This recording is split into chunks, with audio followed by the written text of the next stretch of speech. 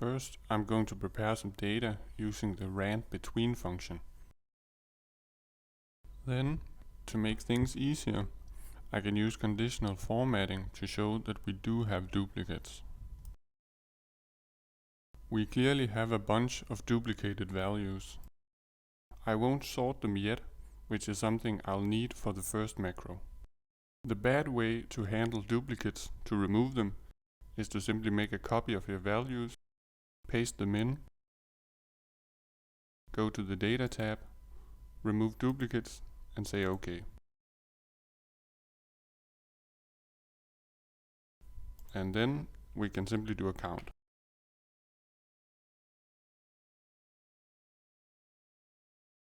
This means we have to manipulate the original data, or in this case we make a duplicate of it. I always want to avoid changing the original data. To do the Power Query method, I first have to convert the range into a named range. Then I can refer to it in Power Query. Even though the button says From Table, you can actually click it when you have a named range selected.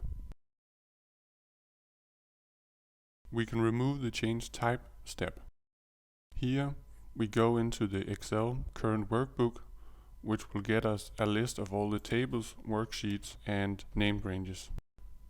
From here we can navigate into the name, because we already know what the name of our table is, or a named range. This part effectively puts a filter on our current workbook, which means we get only the one row that has the name data column. Then from there we want to convert the record into the actual table. From here I want to first count the number of rows before I remove duplicates. So I will go into Transform and click Count Rows. Now I want to remove duplicates, but I don't want to do it on the Counted Rows step.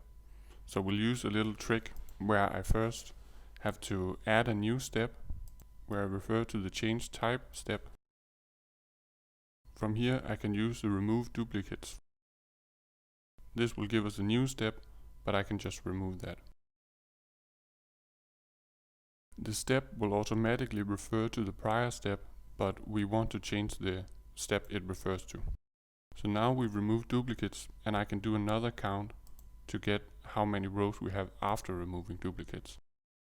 I want to make a table where we get a little information that we can use, because this number isn't very useful. So first I'll change the names of the steps so they make more sense. I add a new step where I will use the hashtag table function to create a table. I need to enclose everything in a normal set of parentheses.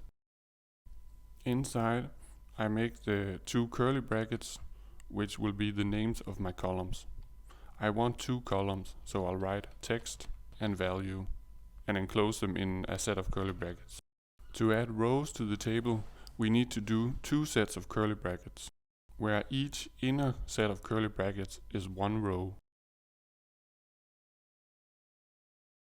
And in here we can refer to a prior step as long as that step returns one value. So here we have a table with one row, but I also want count after removing duplicates and a count of the difference between the two values.